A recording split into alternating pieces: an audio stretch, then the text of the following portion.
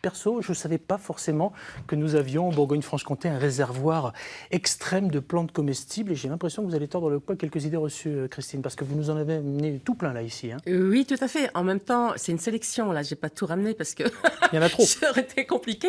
Mais oui, on a toutes ces merveilles qui poussent un peu partout. Alors, il y a un mix entre du bois. Enfin, j'étais dans les bois ce matin, qui sont juste derrière chez moi, donc c'est pas été trop loin. Et puis la pelouse de la prairie.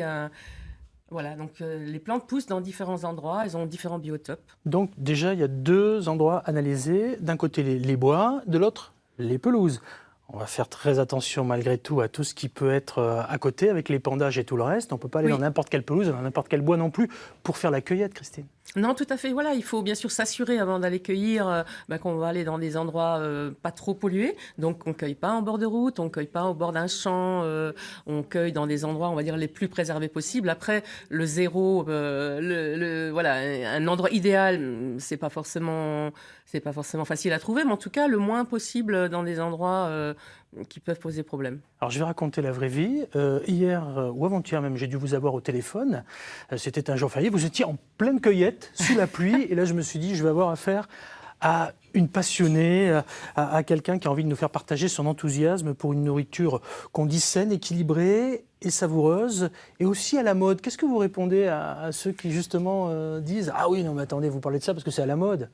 Non, alors chez moi, c'est pas une question de mode, mais parce que je viens pas du tout de ce milieu-là non plus. J'ai aussi mangé un peu n'importe quoi en son temps. Souvent, c'est comme ça que ça vient, les changements. Et puis, non, mais j'ai compris à un moment que je devenais ce que je mangeais. Donc, du coup, je me suis dit, peut-être s'intéresser à qu'est-ce que je mange et d'où ça vient aussi, parce que j'ai, voilà, une conscience écologique. Donc, du coup, le circuit le plus court possible et tout ce qui est à disposition devant nos portes. Tout le temps? Tout le temps, tout au long de l'année. Est-ce qu'il y a des saisons finalement ou pas? Alors, je dirais que, bien sûr que du printemps à l'automne, c'est, on va dire, voilà, une panel très large, mais en hiver, je trouve des plantes aussi. Je trouve des orties, je trouve, voilà, tout un tas d'autres plantes. Chez nous, en tout cas, là où j'habite, en Haute-Saône, il fait pas il n'y a pas trop de neige, il n'y a pas de choses comme ça. Donc, les plantes, elles poussent. Alors, on n'a pas tous une connaissance particulière sur ces plantes. On ne se balade pas tous avec son petit bouquin ou son pharmacien pour savoir quelle est la plante comestible ou pas. Néanmoins, comment est-ce que vous les ramassez ? Alors déjà, juste par rapport au bouquin, moi je déconseille d'aller découvrir les plantes avec un livre, parce que c'est quand même, il vaut mieux aller avec quelqu'un qui va vous initier les bases ou un peu plus, mais voilà, et après on prend un livre et on détermine, mais pour moi la découverte de base, comme c'est quelque chose de sensible et de vivant, ça doit se faire avec quelqu'un. Pour décrire, sinon on est trop cérébral, on est trop dans la description, on est trop dans... On passe à côté de plein de choses certainement. Voilà. Mais alors j'en reviens à ma question, comment est-ce qu'on les ramasse ?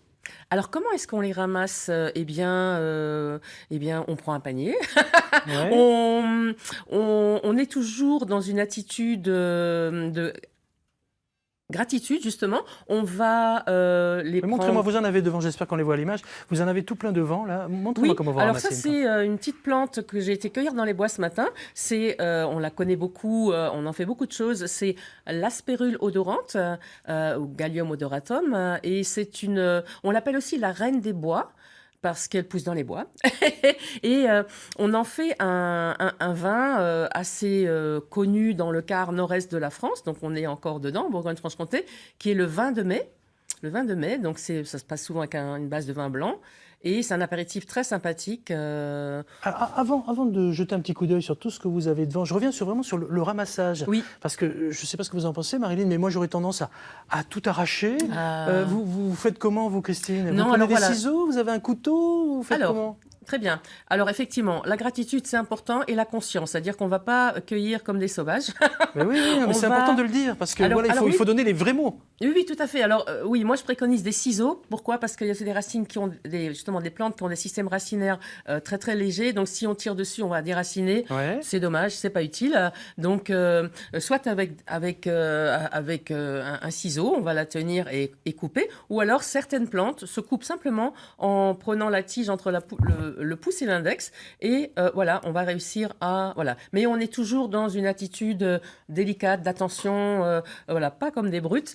Ce qu'on fait aussi, on ravage jamais un endroit, on cueille, je vais cueillir ce dont j'ai besoin, ou un peu plus si je veux faire du vin, mais je pense aux autres, et puis je pense simplement à la plante, parce que plus je vais l'accueillir, plus on peut l'éradiquer. Donc voilà, il y a toujours cette conscience. J'ai compris, conscience de nature sans aucun souci, Oui. puis respecter le biotope, forcément. Alors, on a plein de choses devant, je ne suis pas persuadé qu'on puisse faire le catalogue de tout, néanmoins, je disais tout à l'heure, ortie, pissenlit, même combat. Je me trompe, est-ce que l'ortie et le pissenlit sont les plantes comestibles les plus faciles à trouver chez nous en Bourgogne-Franche-Comté? Non, on trouve de tout. Ortie, pissenlit, c'est peut-être ce qui est le plus connu, mais on trouve ces plantes-là Qu'est-ce que c'est? sont des lamiers, qu'on reconnaît assez facilement. Tenez, je vous donne, qui ont des tiges carrées. Vous en avez devant vous aussi. Ouais, celle-ci, là. Elles ont des tiges carrées. Je vois. Voilà. Parce que l'idée de mes sorties, c'est qu'on va effectivement rencontrer la plante. C'est vraiment un éveil des sens. On va la toucher. Certaines sont douces, certaines sont velues, certaines sont rêches. Oui, il y a un petit peu toutes les plantes. Mais dites-moi, là, je peux pas la manger là, comme ça. Ah, si, vous pouvez nature. la manger. Faites-moi confiance. C'est vrai?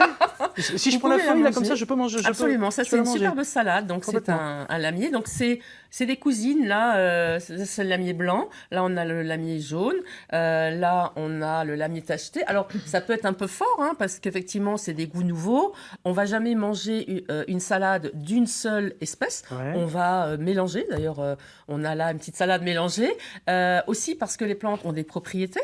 Donc, si on mange massivement une seule plante, eh bien, on peut provoquer des contre-indications. Donc, l'idée, c'est toujours de varier. Tiens, justement, à propos des propriétés des plantes, vous savez ce que c'est que la phytothérapie, forcément? Oui, bien sûr. C'est quoi alors la phytothérapie en Eh quelques bien, mots? c'est l'utilisation des plantes dans les soins, pour se soigner. Je vous en parle parce que figurez-vous qu'on a demandé à la classe de collège la classe de 4e du collège Victor Hugo de Besançon de nous en dire un petit peu plus sur les vertus thérapeutiques de certaines super. plantes. Donc on va faire une petite pause avant de revenir sur le côté comestible pour s'intéresser vraiment au pouvoir thérapeutique des plantes. Alors, remède de grand-mère ou médecine d'avenir, je vous propose de regarder ce qu'ont fait nos petits reporters. Surtout, ne touchez à rien, ne bougez pas, restez avec nous. Dans un instant, le reste de l'actualité. Alors, ce mois-ci, vous avez choisi de travailler sur les plantes médicinales. Le choix de ce sujet nous a un peu surpris. Est-ce que vous pouvez me dire pourquoi vous avez choisi ce thème-là ? On se demandait pourquoi les clients préfèrent acheter des plantes médicinales comme médicaments plutôt que des médicaments modernes.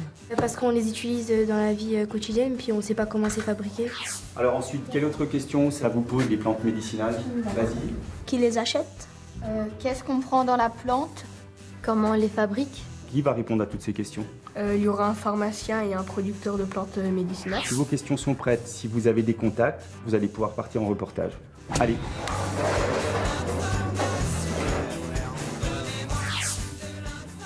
Nos 3 journalistes, envoyés spéciaux de leur classe, ont obtenu un premier rendez-vous là où est enseignée la phytoaromathérapie à Besançon. C'est donc d'abord à l'université qu'elles sont allées chercher les réponses à leurs questions. Bonjour. Bienvenue à l'UFR Santé dans le laboratoire de pharmacognosie. C'est quoi la différence entre la phytothérapie et la médecine normale? La phytothérapie, c'est une branche de la médecine, d'accord ? D'ailleurs, la phytothérapie, c'est la plus ancienne médecine, puisque c'est la première médecine qu'ont utilisée nos ancêtres pour se soigner. Mais malgré la longue histoire de la phytothérapie, la formation initiale des médecins et des pharmaciens ne prévoit rien sur le sujet. Ceux qui s'y intéressent doivent donc passer un diplôme de plus, alors que personne ne conteste le pouvoir thérapeutique de certaines plantes. On sait que les antibiotiques, c'est un peu... il faut éviter d'en consommer de trop. Et en fait, on peut utiliser la phyto et surtout l'aromathérapie, par exemple, comme alternative. L'exemple choisi par nos reporters pour illustrer le vrai engouement que suscite l'aromathérapie, c'est l'ouverture cette semaine à Amancet d'une boutique entièrement dédiée aux vertus du sapin blanc du Haut-Doubs. Donc l'idée, c'est de travailler avec des matières locales. Voilà, donc je vais vous faire sentir l'huile essentielle. Il y a, d'une manière générale, un vrai retour les gens à la nature, au bien-être. Les gens réapprennent à bien manger, à bien se soigner avec des produits naturels. Et c'est aussi à partir de ce constat qu'Armelle a décidé de se lancer il y a 2 ans. Parce que c'est important de distiller la bonne durée pour avoir l'huile essentielle complète. Elle cultive et elle récolte une 20aine de plantes qu'elle distille ensuite. Donc on voit bien au-dessus l'huile essentielle. Les gens, je pense, ont envie de quelque chose qui soit plus sain, donc qui sont plus sûrs, on va dire. Mais voilà, comme je disais tout à l'heure, les huiles essentielles ne sont pas des produits anodins. Donc c'est pas parce que c'est naturel que c'est pas dangereux. Certaines plantes sont extrêmement toxiques. Il ne faut pas oublier que les plus violents poisons, on les trouve dans la nature. Et dans les plantes, certaines fois, on a des composés très dangereux. La question qui s'impose pour nos reporters est donc la suivante. Existe-t-il une réglementation spécifique pour la vente des huiles essentielles? Tout à chacun peut s'installer, produire des huiles essentielles et les vendre. Par contre, il ne peut pas vendre n'importe quelle huile essentielle, c'est-à-dire n'importe quelle plante. Il y a des plantes qui sont autorisées à la vente en France, il y a des plantes qui sont interdites à la vente ou qui ne sont autorisées qu'à la vente en pharmacie. Et c'est ainsi que certains dans la région s'en sont fait une spécialité, capable de préparer des potions pour des pathologies courantes, du soin sur mesure en quelque sorte. Alors là, on va faire un mélange décontractant. On va dire par exemple que c'est quelqu'un qui a couru. On va dire qu'on va utiliser des plantes dans la gestion du stress, dans l'insomnie, d'accord, dans les rhumatismes. Convaincus que ces médecines feront partie de leur vie et que l'intérêt qu'elles suscitent ira grandissant, nos reporters ont clairement le sentiment d'avoir répondu aux questions que toute la classe se posait. Bien manger, bien se soigner avec des produits naturels en faisant confiance à des professionnels. L'aroma phytothérapie dont on a parlé. Nous, on s'intéresse plus précisément ce matin aux vertus gastronomiques, entre guillemets, des plantes, avec des plantes comestibles qu'on trouve en Bourgogne-Franche-Comté, Christine. Alors, on n'aura jamais le temps de faire le catalogue de toutes les plantes et pas la prétention en 5-6 minutes de pouvoir vous dire quelles sont véritablement les plantes comestibles que vous pouvez aller chercher comme ça au premier coup d'œil. Il y a une vérification à faire. Là, on l'a vu, il faut aller voir éventuellement son pharmacien, quelqu'un qui s'y connaisse, parce que c'est sûr que ça peut être très dangereux. Absolument, je confirme tout à fait. C'est pour ça que ça se prend au sérieux et on ne fait pas n'importe quoi. Les plantes ont toutes des vertus. Enfin, voilà, on l'a bien vu dans le reportage. Et donc, c'est pareil. Mais l'idée aussi, quand on les consomme, c'est que ça nous amène ces vertus. Il y a vraiment un côté thérapeutique parce qu'une plante sauvage, elle a extrêmement de vitalité et pour la plupart ont elles ont toutes des propriétés. Certaines sont même des médicinales. J'en ai quelques-unes ici, des médicinales courantes. Là, on a on l'a vu avec nos petits reporters, là. Il y en a on a le quelques-unes. lierre terrestre, là, on a l'Achillée millefeuille, qui est un très puissant cicatrisant. On a le plantain, tout le monde devrait connaître le plantain. Quand on va se promener, excellent contre les piqûres d'ortie, piqûres de moustiques, piqûres d'insectes, ou alors quand on se coupe, c'est un très puissant cicatrisant. Alors ça, on est sur le côté médicinal. Moi, ce qui m'intéresse, c'est vraiment le côté comestible, encore une fois, ce matin. J'ai pris volontairement cette petite assiette, là. C'est une espèce de salade. C'est quoi, cette petite salade, là? Petite salade composée de tout un tas de choses diverses et variées. Alors. Je peux y aller, hein? Ah, vous pouvez manger, il n'y a pense, aucun problème. Il y a de nouveau, il y a du lierre terrestre. Non, vous n'êtes pas essayé encore, vous ne voulez pas goûter? Il y a de l'épinard, sauvage. D'accord. L'épinard sauvage. L'épinard sauvage, tiens, j'aimerais bien goûter. Oui, c'est un petit goût. Hein. Une petite plante Est-ce que sauvage pour proche Marilyn. de l'épinard, hein. Alors, faut un peu enlever ses références. C'est proche du kénopode. Ça, c'est un kénopode blanc que les jardiniers détestent parce que, enfin, ceux qui n'ont pas la connaissance, ceux qui ne savent pas que c'est comestible, parce que c'est invasif, c'est vraiment très invasif, le kénopode blanc. Et moi, j'ai sa cousine, le kénopode. Je ne sais pas si on les voit bien, il faudrait que vous les montiez un petit peu, voilà, parce que je crois qu'on ne voit pas grand-chose. Magenta, en fait. Voilà, magnifique. Ouais. Donc ça, c'est un épinard extraordinaire. Ça se cuisine comme des légumes. Voilà, il y a toute une variété de choses. Ah, également, c'est plutôt vers la fin, mais on est en fin de période de l'ail des ours. Les gens connaissent. Bon. Bien sûr, dans la région, on connaît forcément l'ail des ours. Beaucoup de gens cueillent l'ail des ours. Tiens, je fais une petite parenthèse, justement. Est-ce que l'altitude, ça influence sur les plantes ? Absolument, absolument. Donc on est en Bourgogne-Franche-Comté, donc effectivement on parle des plantes de Bourgogne-Franche-Comté, mais c'est à peu près les mêmes partout en France. Hein. La seule chose, justement, qui différencie, c'est l'altitude. Quand on commence à monter sur les plateaux, eh bien, on n'a pas forcément les mêmes plantes. On a des plantes qui ne sont pas en plaine. Et aussi, on a un décalage. On a un décalage de saison par rapport au froid et tout ça. Voilà, donc on n'a pas exactement les mêmes. On a quelque chose de commun, mais on a des plantes différentes. Pour terminer, on voit ici quelques réalisations. Alors cette fois-ci, on est dans la cuisine là, à proprement parler. Oui. On n'aura pas encore une fois la prétention de pouvoir vous donner des recettes. Vous avez un site qui est plutôt pas mal fait, qui s'appelle Les Gourmandises Bio. On tapote sur le net, on tape Bourgogne-Franche-Comté, on arrive à Recologne-le-Ré, là où vous vous trouvez. J'espère qu'on a vu votre maison tout à l'heure, votre jardin et plein de choses, parce qu'on avait beaucoup de photos. J'espère qu'on les a vues. Une certitude, c'est que vraiment, on peut cuisiner du début jusqu'à la fin avec des plantes. Alors oui, c'est un nouvel art de vivre qui s'appelle aussi la gastronomie sauvage. Hein. C'est vraiment un nom que je n'ai pas inventé, mais qui existe. Et pas mal de grands chefs, d'ailleurs, s'y sont mis aussi. Et donc, effectivement... J'ai bien envie de vous faire goûter. Tiens, tout ça se mange. Il me fait goûter d'abord, c'est ça? Allez-y, allez-y. Ok, alors je vais vous expliquer. Qu'est-ce que c'est? On a des petits... Ça, c'est un fromage de chèvre frais. Ici, il est... On voit rien. Je préfère vous dire qu'on voit absolument rien. Il est mélangé à du lierre terrestre.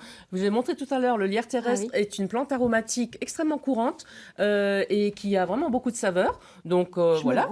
Absolument, absolument. D'ailleurs, oui, je vais faire de même. Allez-y, allez-y. C'est très bon. Voilà, c'est très odorant. Vous voulez goûter, Pascal? Ouais.